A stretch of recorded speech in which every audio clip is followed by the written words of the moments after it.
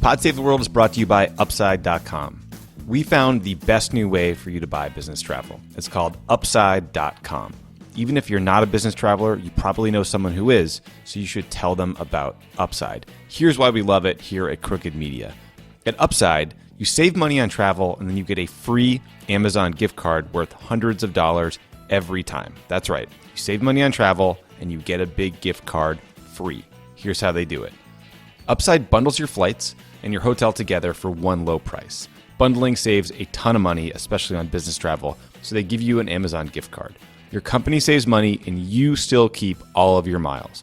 And right now, when you use the promo code CROOKED, you're guaranteed a free $200 Amazon gift card your first time. Our code CROOKED gets you a guaranteed $200 Amazon gift card. How can you not do this? Upside. Save big on travel. Get a big gift card back to use at Amazon every time. That's Upside.com. Minimum purchase required. See the website for complete details.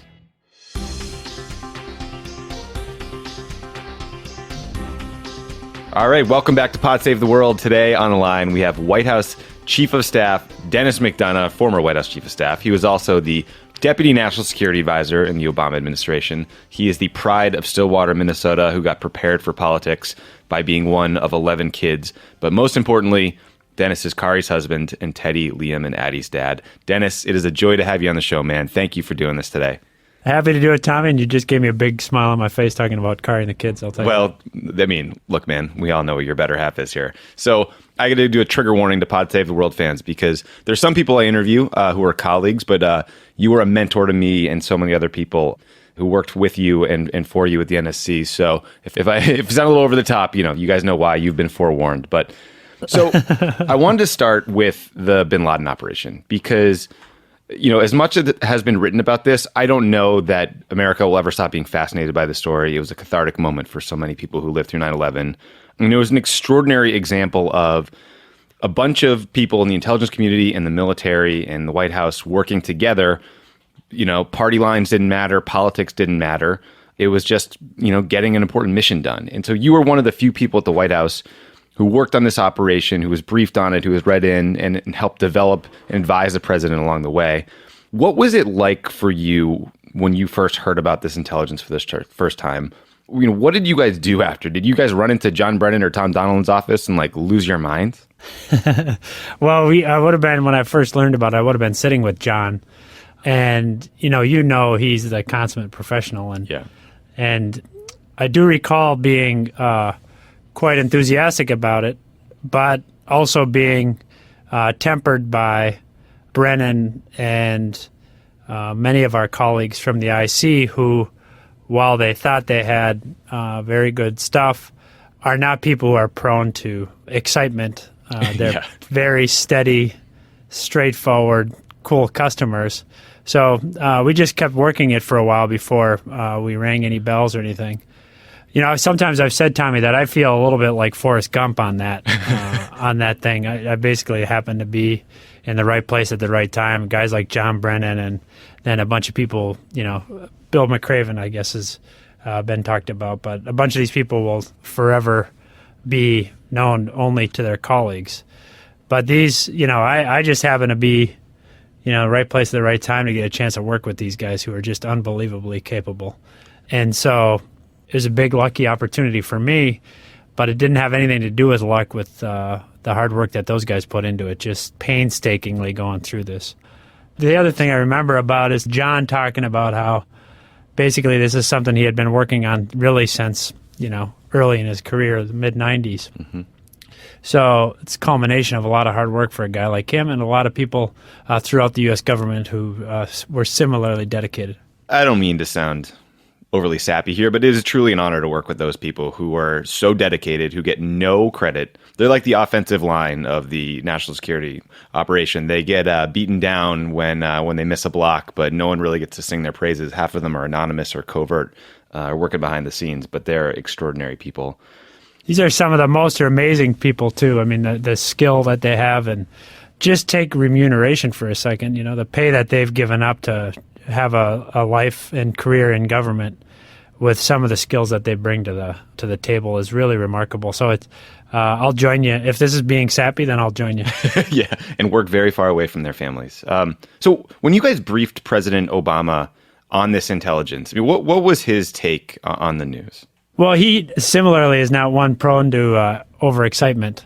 But this was something that Tom Donilon has talked about this. This is something that the president made very clear to Director Panetta and others from the first days of the administration. That was a major priority for him, staying on top of it. So I think his reaction was one of great pride in the work of the people who put this together. But the other reaction he had was making sure that we were tight and that we basically developed this thing in a way that didn't add any additional risk to the people or to the information. And so kind of a traditional Obama reaction, Tommy, you know what I mean? Yeah.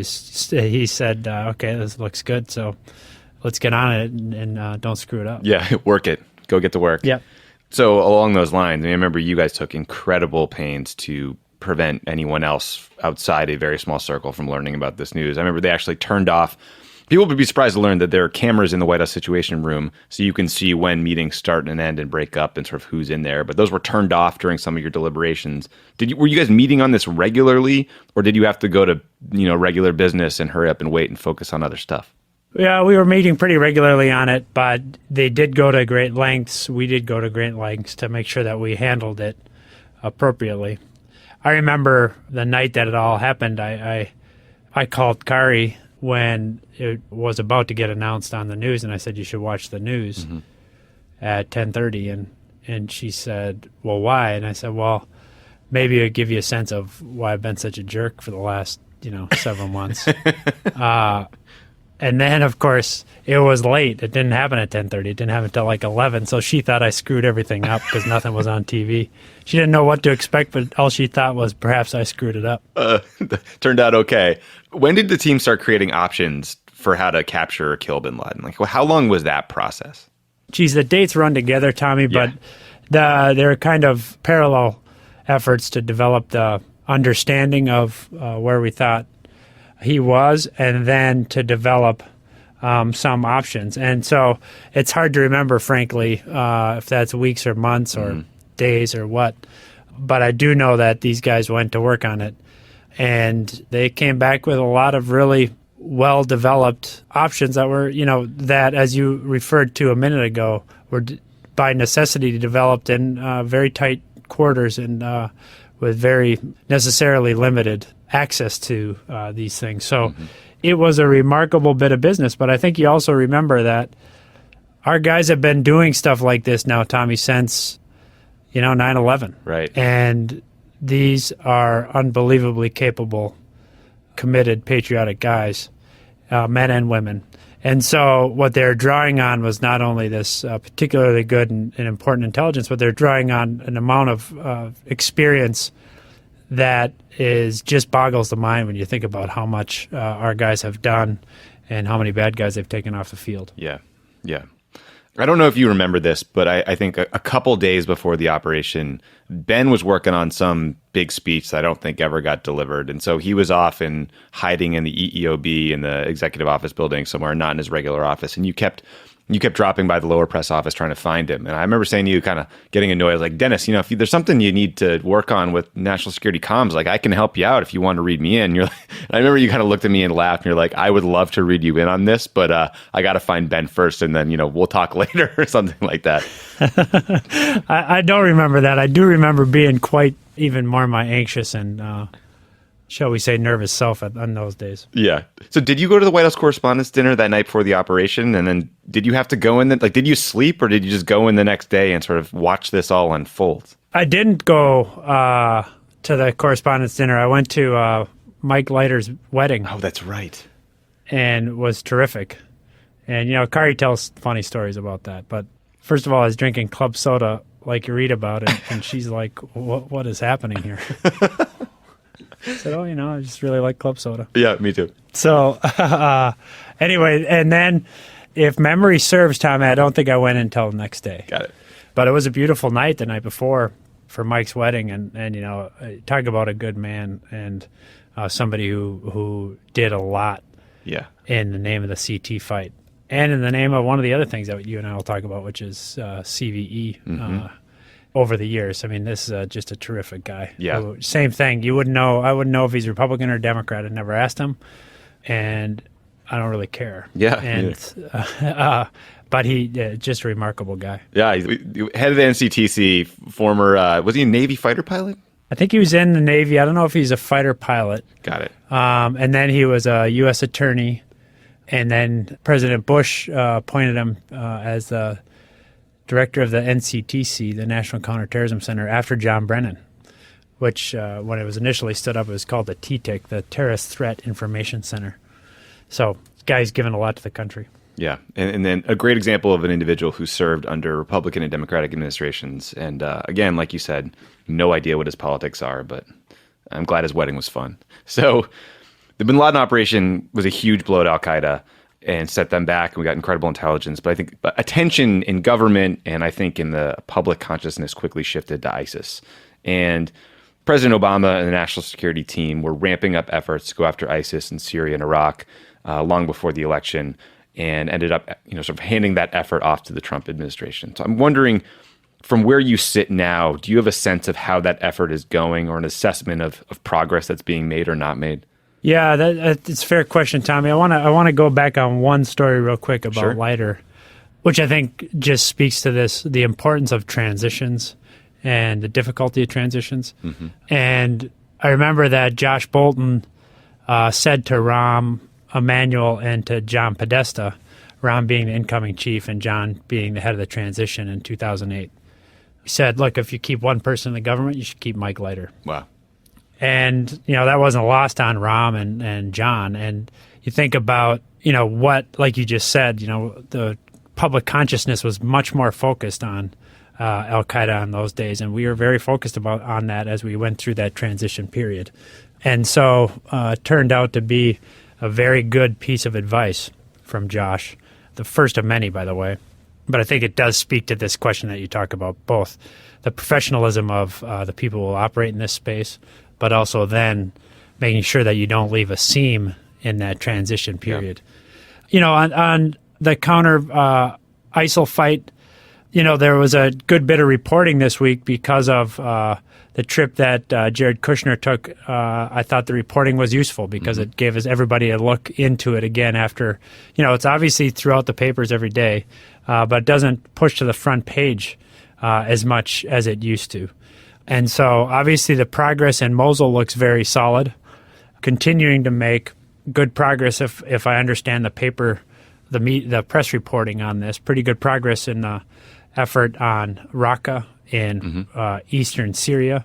So those being the kind of the bookends of what they call the caliphate for ISIS, I think that's making very good progress. We've not only those being kind of the eastern end in Mosul, and then Raqqa, the western end of what ISIS considers its caliphate or its geographic state. We've made a lot of good progress in the middle over the course of the last 18 months or so, connectivity between those two places. And now it's just a question of whether we can close out their presence in those two cities. Seems to be progressing pretty good, Tommy. And then the big question is going to be, what is the political strategy coming in after that? How do we make sure that locals there, which are in the main these areas are dominated by Sunni, that Sunni locals there feel sufficiently part of the national polity, the national state, for example, in Iraq, that they don't become subjected to or don't become beholden to Sunni extremists who, sing some siren song about some future Sunni state rather than a multi-ethnic state based in throughout Iraq with a capital in Baghdad. And that is going to require a lot of diplomatic heavy lifting. Right. That's complicated, obviously, by the situation in Damascus and ongoing tension throughout the region. But our guys have been planning on this for a long time. One guy who did stay over the course of his second transition is a fellow by the name of Brett McGurk. I know all your listeners know him well. I know you know him well, Tommy. This guy's unbelievable talent. And he's been working very hard at keeping that coalition together and then working very hard at what the political strategy looks like once Mosul and Raqqa are cleared, so that, as I say, Sunnis see a future in that region that has them part of a multi-ethnic state in Iraq and a multi-ethnic state in Syria. Yeah. You know, I thought of you when I started reading those reports about Jared Kushner getting out into the field. You know, I think it's rightly mocked. The size of his portfolio is absurd. His lack of experience does not prepare him for this job. That said, you were a guy who got out in the field a lot and took a bunch of trips to Afghanistan and Iraq and places. And, you know, you would do it like I would see you with a packed bag on a Friday night and you would show back up Tuesday morning. And we were like, where the hell is Dennis? Oh, he was in Iraq again. So I do think there's some value to that. And I respect that. But you're right. I mean, I agree with that. I agree with that. I mean, I think that it pushed these questions back, that is to say, Mosul, the anti-ISIL coalition, you know, the good work of Joe Dunford and all of our guys. It pushed it back to the front page of the paper. I think that's good for the national interest. Yeah. And then the fact that you get out of that building and go see what's happening around the country, not because you're trying to micromanage around the world, but because you want to try to get a sense of what the impact is of the decisions that you make inside that building, is very powerful. And I know that's why why President Obama wanted to get out as much as he did, Tommy. You know that as well as anybody, because he wanted to see what the impact was of the decisions he was making. And then, very importantly, if not most importantly, make sure that the people that are carrying out the policies that he's put in place and carrying them out at great risk to themselves and, as you said earlier, at huge distances from their families, have what they need to get the job done. Yeah. So I think it was really a good thing that he got out there. Yeah. There's no doubt about that. Me too. More nerdy foreign policy coming up on Pod Save the World. Pod Save the World is brought to you by Tommy John. Your choice of underwear might not be public knowledge. Mine now is, thanks to my co-hosts on Pod Save America. But your frustration at readjusting is. Could you be any less discreet? It's time to upgrade your underwear, and that starts with the right fabric. Tommy John's Second Skin is made from super soft, natural fiber sourced from beechwood trees. It's the most luxurious fabric available. It's soft. It puts regular cotton to shame. I know because I'm wearing them as I talk.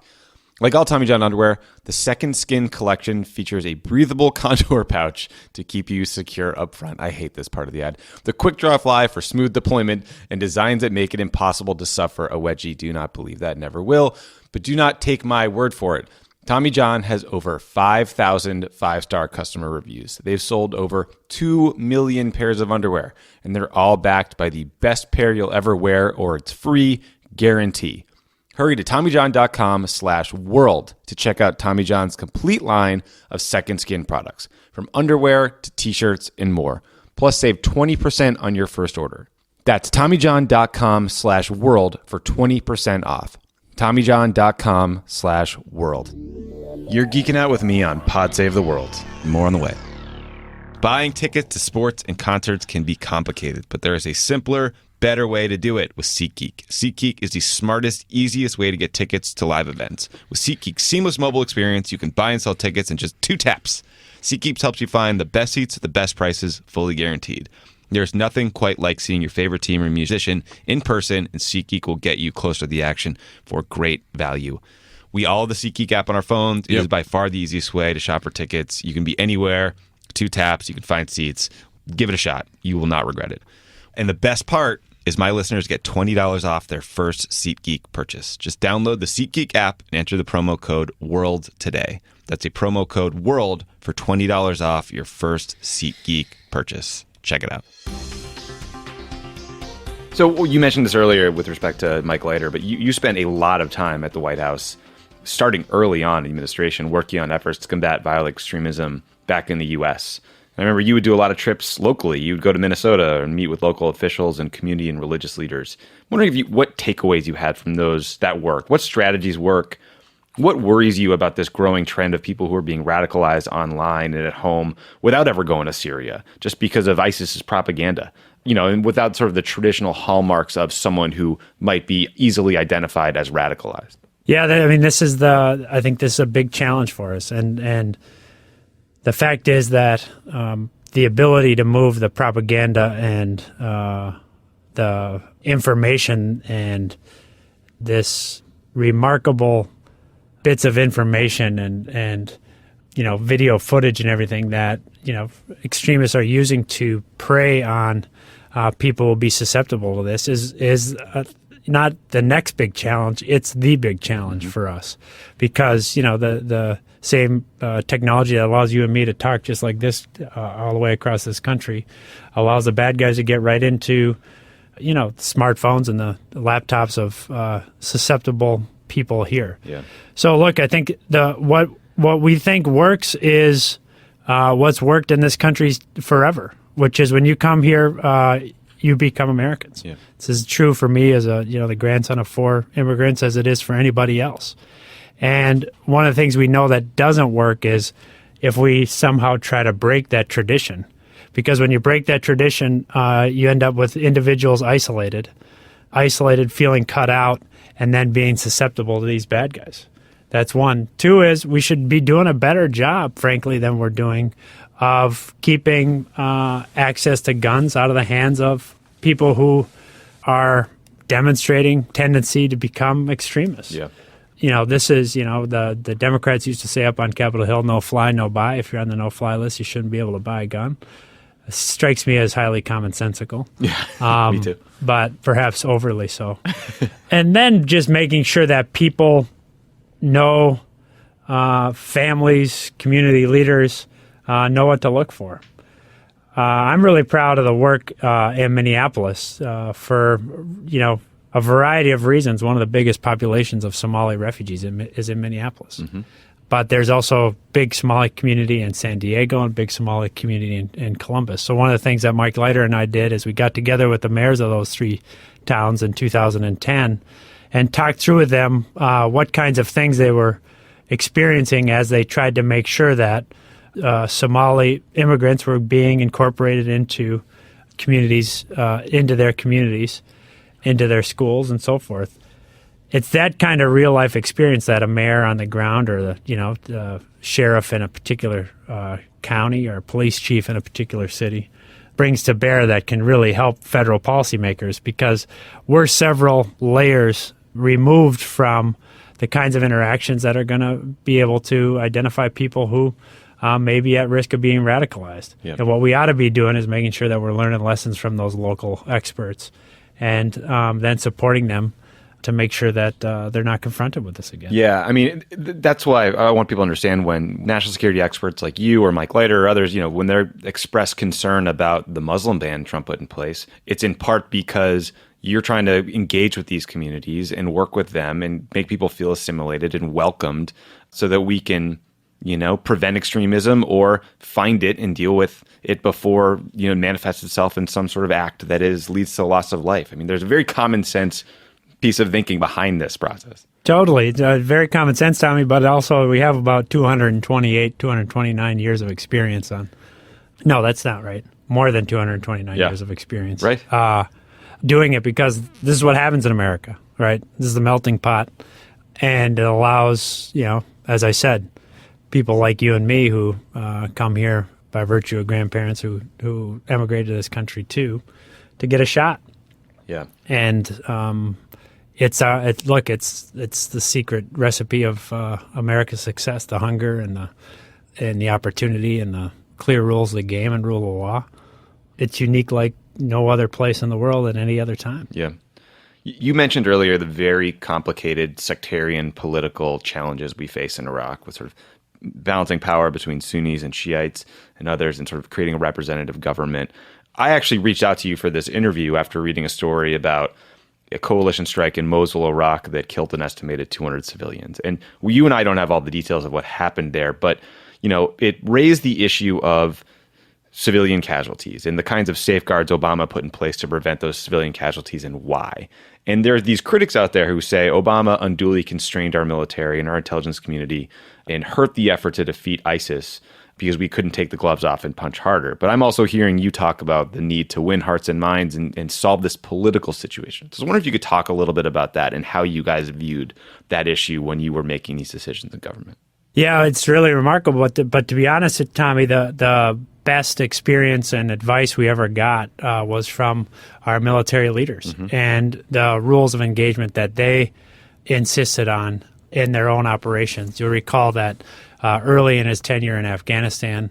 Stan McChrystal tried to institute a regime on rules of engagement that ended up being hotly debated and contested at the time, but which I think over the course of time people recognized was really important to winning hearts and minds. That's right. One of the most proficient terrorist hunters in the history of the world put in stricter rules of engagement. Yeah, so it goes to show that, one of the great things about working in the White House is you have the ability to learn from people who've been doing any number of things, whatever the policy is, whatever the outcome is. People have been doing this for a long time, and there's a lot of experience in the government, and you got to draw on it. But the second thing I think I'd say on this, Tommy, is we have a lot of force multipliers. Our training is force multiplier, our ethical practices, how we instituted changes, for example, in interrogation and detention techniques, those are force multipliers. Yep. But our precision is a huge force multiplier. That is to say, when we can demonstrate the precision that we are hitting only what we intend to hit, and that what we intend to hit is somebody that we know not only means harm to Americans and to American interests, but in a lot of cases, ISIL means harm to Iraqis and to other Muslims, including Sunni, not just Shia. Right. And so that precision sends a very clear signal to potential fence sitters, that is to say, people who are not sure if they should show their cards and actually stand up against ISIL because they're worried that somehow maybe ISIL wins at the end of the day. We show a very clear signal to fence sitters and to the rest of the population that we mean business against those who would threaten us or who would threaten them. But we also mean business in defense of those who share the same interests as we do and the same values. And this goes to a big set of policy improvements that President Obama put in place as it relates to the use of a variety of forms of force at the end of the first term, and which remained in place throughout the course of the second term. And this goes to questions around the use of force against CT targets, both in areas of active hostility and otherwise. And, for example, he required, and he gave a big speech about this down at the War College here in Washington, D.C., where he talked about requiring for any project to go forward for us to meet a standard that said there's near certainty of zero civilian casualties. Mm-hmm. So think of that standard. You have to go, if you're going to go in and make a proposal for an operation, you have to have near certainty. It's a very high standard. Right. Of zero, not few, but zero civilian casualties. So that makes you run through a very aggressive planning operation, and that increases precision. And as I say, the more we increase precision, the greater impact we have on multiplying the impact of that force and sending a very clear signal to our opponents and a very clear signal to those who would stand with us, our allies. You're listening to Pod Save the World. Stick around. There's more great show coming your way. Pod Save the World is brought to you by Lyft. If you're choosing a ride-sharing company to drive for, go with the company that treats you better, Lyft. Only Lyft offers in-app tipping. When you drive for Lyft, you keep 100% of the tips. Drivers have been paid over $150 million in tips since that feature was included. ExpressPay lets drivers get paid almost instantly instead of waiting for weeks. Lyft has even taken the guesswork out of pickups. The new AMP device uses color coding to help passengers find their drivers. I have seen a lot of people get into the wrong Lyft on Market Street in San Francisco. Let me tell you, first world, nerdy San Francisco problems. You can earn hundreds of dollars a week plus tips. You want to make more money? You drive more. It's never been easier to give yourself a raise. It's a simple formula. Happy drivers mean happy passengers. Maybe that's why 9 out of 10 Lyft rides gets a perfect 5-star rating. So join the ride-sharing company that believes in treating its people better. Go to lyft.com/crookedworld today, and you can get a $500 new driver bonus. That's a $500 new driver bonus. That's lyft.com/crookedworld. Limited time only. Terms apply. Okay, shifting gears a little bit. Like, we're all reading about this Russian hacking stuff and wondering what the hell is going on. I know you can't get into great detail here, and I imagine a ton has been learned since you left the White House. But I was just wondering, what was it like for you guys at the end of the administration when you slowly started learning about Russian interference into the election, and what your response is to people who say, that Obama should have spoken out and said more to sound the alarm before the election and before it was too late? Yeah, so I think the most clearest indication of the level of concern that we had was the review that the president ordered early this year to ensure that we got into one place everything we knew about what we thought they were doing.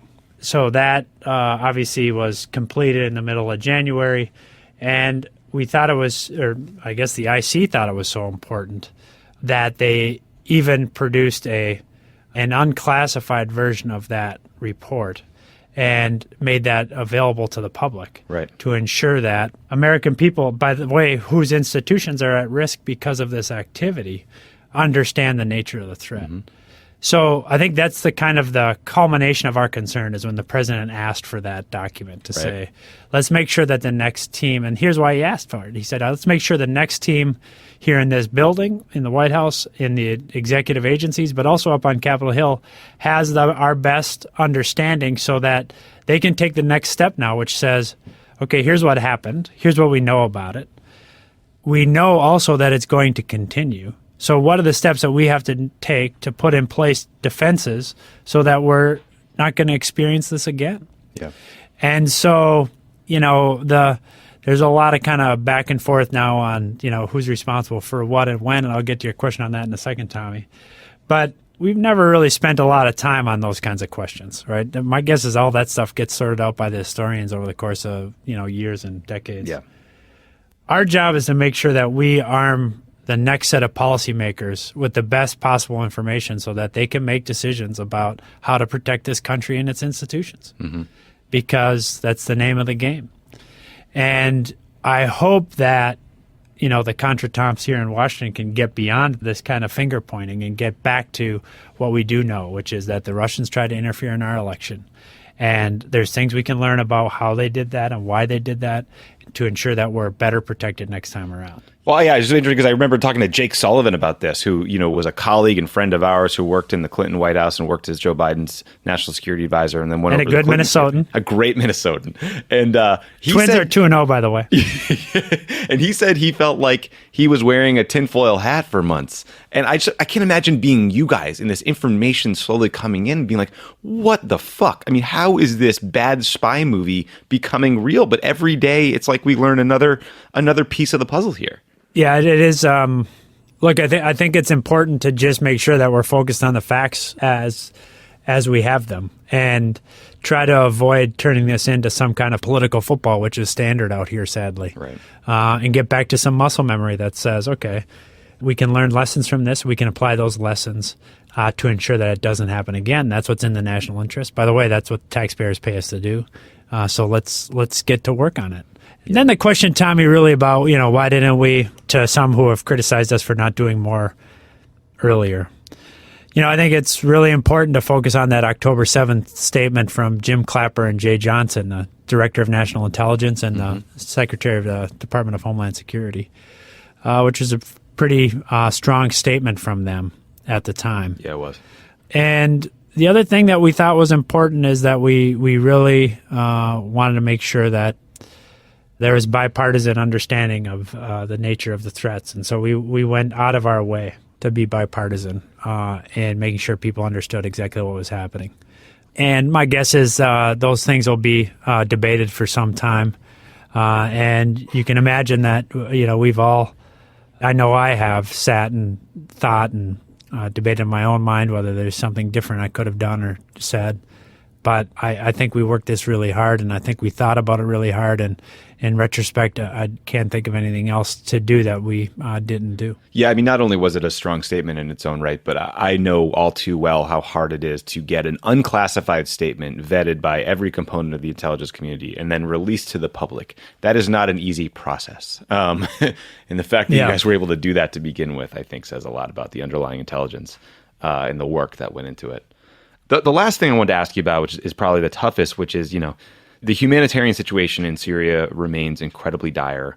You have Assad using barrel bombs, targeting hospitals. There was even a chemical weapons strike recently. President Trump's response was to point the finger at Obama and say it's his fault for not enforcing the red line on chemical weapons. So I don't want to get into the politics of this because I think this issue is far more important than politics, but I did want to maybe revisit that period of time because you were one of the people in the White House that President Obama confided in during that process, and the thinking about whether or not to take airstrikes to hit President Assad's chemical weapons. So I'm hoping you could take us back, maybe to that walk you took during the White House grounds and how people understand the collective thinking of the government and the president as you guys work through the options on managing this enormous challenge in Syria. Yeah, so you're right that it's hard, Tommy, and it's really painful to see these pictures in the newspaper and, painful. I mean, obviously it's sad and it's heartbreaking.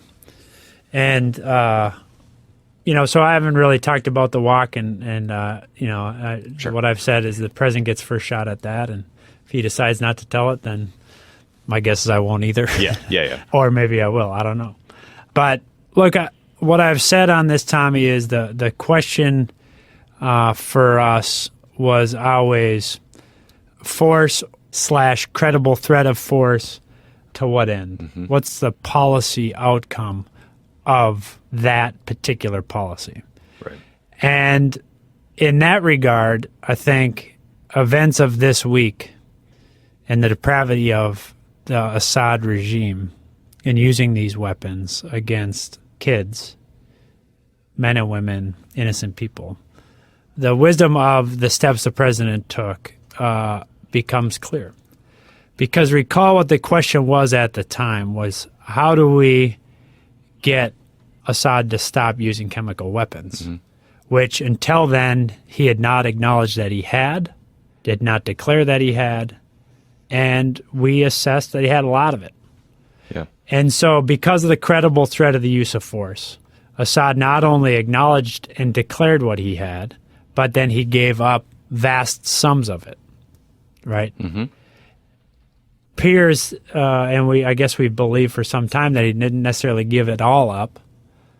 And the depravity that he demonstrated just earlier this week, which according to press reports, that's all I'm privy to, points up the fact that had he had as large a stockpile as he eventually turned over, the kinds of experiences that we are witnessing this week would have been manifold more. Right. And so that's point one. Point two is then the question becomes, what about extracting a cost from him for the use of these at the time? Well, the first policy goal was to get him to acknowledge that he had them and to get rid of them. Well, we got that. Then the question becomes, well, extract a cost and when? Do you do it before he turns them over? If that's the case, then those things dissipate and they're either in his hands or in the hands of even worse actors, some of the terrorist organizations on the ground, mm-hmm. or risking even more significant escalation from us as a result of the steps that we took. Yeah. And so I've racked my brains, and I know the president has said this publicly many times, President Obama said this publicly many times, that, we kept going back at this to find out if there were better options. We assessed that there were not better options than the ones that we exercised. And maybe the next team comes up with better ones. But I do believe that this week points up the importance of having gotten rid of the vast sums of chemical weapons that he had, because what we know is that his depravity seems to know no bounds. Yeah. I mean, his being Assad's. Yeah. I can't this may be a dumb question, but I don't understand why he would even use chemical weapons, because he's not gaining a military advantage here. He's killing 100 or so civilians, women, children, but he is focusing the attention of the world on the fact that he is such a depraved piece of shit that he would gas families and kids. I just can't get myself to understand the calculus here. Do you guys have any sense of what he's thinking? No, I mean, I'm not privy to any particular sense of what he's thinking. But look, I mean, Idlib is the last holdout or one of the last holdouts of the opposition. He employed these scorched earth tactics in Aleppo to force the opposition out of Aleppo. And he's doing the same thing now. I think, we're talking here today on April 6th, I think it is, Tommy, and there's a very good column from Tom Friedman in the New York Times today that points up the cynicism and depravity of the Assad strategy here, which is basically what he wants to do is to either force the Sunni into submission or to convince the rest of the world that all Sunni could not be separated from ISIL. That is to say, maybe all Sunni are ISIL, leaving him and his Shia backers in Iran, for example, and Hezbollah in a position where, the rest of the world says, well, we got to take on ISIL, which is a little bit of the danger of the statements that we heard from Secretary Tillerson and UN Ambassador Haley last week, where we seem to leave the impression that because we could make common cause against ISIL, it would be okay for Assad to stay in power. I think the signal that sends to Sunni throughout the region who don't want to have anything to do with ISIL is very troubling. So bottom line is, Tommy, that it's very hard to get inside the head of Assad given the depravity which he's demonstrated, which appears to know no bounds. Yeah. But he knows one tactic here, and his tactic is his own survival, and he believes that that's dependent on him either forcing the Sunni into submission or making clear to the rest of the world that if these guys all become extremists, then that they ought to join him in the fight against extremists. And it's a very cynical ploy, that's for sure. Yeah. So my last question for you is a little bit of a annoying, open-ended one. But you read the newspaper. There's some big ticket items out there, right? You got Xi Jinping's here today. You see North Korea testing ballistic missiles. You've got Assad gassing people. If you had one last meeting in the Oval Office or the Situation Room with President Trump and could give him one last piece of advice, is there anything you'd urge him to focus on, or that the people listening should pay more attention to because it worries you most? Well, I never had any meetings with President Trump, so he would have benefited. It wouldn't be one last meeting with him, right. But like one of the things that we did underscore when we were leaving is that technology it's a little bit trite, but that the government needs to up its technology game. And that's true from basically, procurement, basic kind of common sense, functional governance standpoint, but it's also true from cyber, bio threats, and proliferation standpoint as well. So it's a national security question as well. And so I think that we have to make sure that we're making decisions about technology and our use of it in a posture where we find ourselves better informed than some of our policymakers necessarily are. And this this manifests in different ways at different times in different policy debates, whether it's from encryption to the proliferation of new technologies like CRISPR to any number of other questions. But we just have to maintain our leadership in technology, that we're basically a world leader in this. We have to be mindful, too, of the threats that come with it. We spent a good amount of time today, Tommy, talking about that as it relates to Russia and what we've just experienced. Yep. All these other threats, manifestations are things that are, we did talk to them about. And we made our best case. What I saw throughout the transition was people working overtime on top of their day jobs to make sure that their successors are going to be in a position to succeed. Not because we thought they should do exactly what we said, but we wanted to make sure that they had all the information and preparation that they need to hit the ground running. Right.